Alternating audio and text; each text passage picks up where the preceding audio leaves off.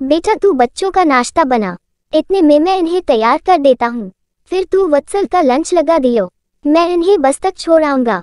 नरेश जी अपनी बहू रिया से बोले। नहीं नहीं पापा जी मैं कर लूंगी, आप बैठिए, मैं बस अभी आपकी चाय बनाती हूँ। रिया बोली। अरे बेटा बन जाएगी चाय, मुझे कौन सा कहीं जाना है, तू पहले इन सब कामों से फ्री हो, तब तक मैं इन शैतानों को रेडी करता हूँ। नरेश जी हंसते हुए बोले। रिया हैरान थी, जो पापा जी माँ के रहने पर एक गिलास पानी खुद नहीं लेते थे, आज उनके जाने के 15 दिन बाद ही उसके हर काम में मदद कर रहे हैं। रिया की सास ने उसे बेटी की तरह रखा, घर के कामों में सहयोग दिया।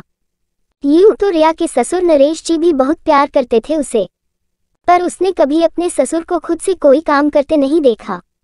अभी 15 दिन पहले रिया की सास का अचानक हृदय गति रुकने से देहांत हो गया था।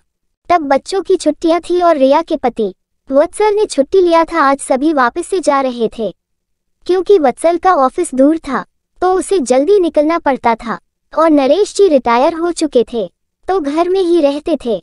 लाओ बेटा बच्चों का दूध दो, नरेश जी बच्चों को तैयार करके बोले। बच्चों का दूध और टिफिन दे। रिया वत्सल का खाना पैक करने लगी, साथ साथ उसका नाश्ता भी तैयार कर रही थी, और एक गैस पर चाय चढ़ा दी उसने। लो वत्सल तुम्हारा नाश्ता, पापाजी आपकी चाय, आप नाश्ता तो अभी देर से करोगे, रिया बोली। दे ही दो बेटा, तुम्हारा भी काम निपटे, वरना दोबारा रसोई चढ़ानी पड़ेगी, नरेश जी बोले। नरेश जी रोज रिया की ऐसे ही मदद करने लगे। रिया को कभी कभी बुरा भी लगता और वो मना भी करती, पर वो प्यार से उसे कहते कोई बात नहीं बेटा, सुनो आप पापाजी से बात करो ना, कोई बात है जो उन्हें परेशान कर रही। एक रात रिया वत्सल से बोली। क्यों, कुछ हुआ क्या, पापा ने कुछ कहा तुम्हें? वत्सल बोला। नहीं, पर जो इंसान एक गिलास पानी भी नहीं लेता था, खुद से वो मेरे साथ इतने काम कराए, कुछ तो गड़बड़ है। रिया बोली। अरे तुम्हें कोई परेशानी हो तो तुम खुद पूछ लो ना, वत्सल बात टालता हुआ बोला। वत्सल तो सो गया, पर रिया को नींद नहीं आ रही थी। वो उठकर बाहर आई तो देखा पापा के कमरे की लाइट जल रही है। पापाजी आप सोए नहीं, अब तक तबीयत तो ठीक है आपकी? रिया कमरे का दरवाजा खटखटा कर बोली। अरे रिया बेटा अंदर आ जाओ, क्या बात है, तुम इस वक्त जाग रही हो, आओ बैठो, नरेश जी बोले। मुझे नींद नहीं आ रही थी तो सोचा थोड़ा टहल लूं, पर आप क्यों जगे हैं? रिया बोली। बस ऐसे ही बेटा, मुझे भी नींद नहीं आ रही थी, नरेश जी बोले। पापा आपसे एक बात पूछनी थी, रिया हिचकते हुए बोली। हाँ बेटा बोलो, संकोच क्यों कर रही हो? नरेश जी बोले। पापाजी मुझसे कोई गलती हुई है क्या? आप मुझसे नाराज हैं या मेरी कोई बात बुरी लगी आपको? रिया बोली। नहीं तो बेटा, पर क्यों पूछ रही तुम ऐसा?